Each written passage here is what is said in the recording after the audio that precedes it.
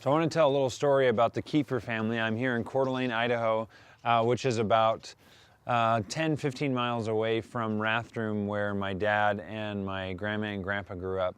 And my grandma Betty was quite the woman and quite the grandma. She was your stereotypical, just extremely loving grandma. And the thing that a lot of people remember her for was the fact that she was a teacher, but also that she was an amazing cook. And I think that there's this, one of the things that were always amazing were the cinnamon rolls that she would make. And I found out a couple of months ago that the cinnamon rolls, the secret ingredient was actually the homemade bread that she would make from scratch. And so she has this legendary bread recipe that she would use in all sorts of different baked goods. And while she passed away almost 20 years ago, or 23 years ago, her cinnamon rolls have continued, and her bread and everything else this bread is used for has continued to show up at all these different family reunions and family gatherings, and then on the tables of all of her kids and her grandkids, because she has this great recipe. And I realized in about, 3 months ago, I went to the learning event that the Entrepreneur Organization puts on, and the event itself was on the topic of sales. And there was a trainer that was there who told us about a daily recipe for your sales, something I had never considered before. And I just put this together recently, that's why I made a blog on it. But if you think about, if you're trying to make bread, that's your end goal. You want to have bread that tastes really good. You go sit down and you read, you need this much flour, this much sugar, this much yeast, you're gonna need some butter, you need some milk, whatever the other ingredients are that are required to make bread.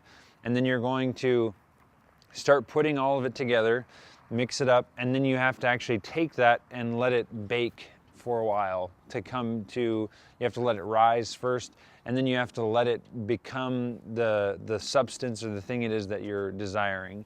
And I think that's very important in the idea of sales as well, that whatever the end goal is that you want, you have to understand that there is more than one ingredient that is necessary to get you that result.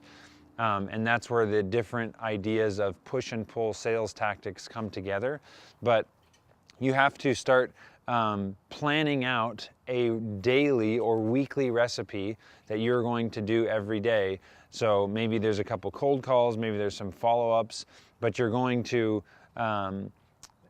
plan to have all the different ingredients, and you're going to repeatedly do that.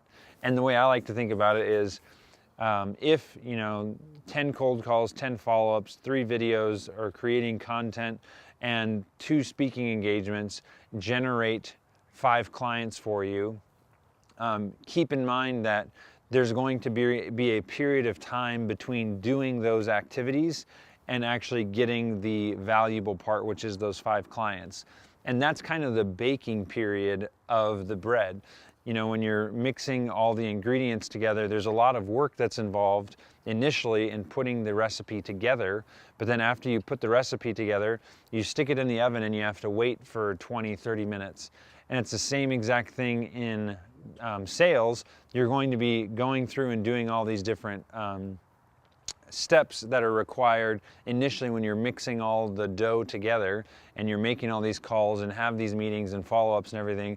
But then you're going to have to put them in the oven, sort of, and you have to wait a while before those are actually ready. I think a lot of people approach sales as, they cold call someone, and the person says they're not interested, and then they think that it didn't work, and that it hasn't, the recipe is broken, and they didn't get the business, and then they stop doing that particular activity because it didn't work.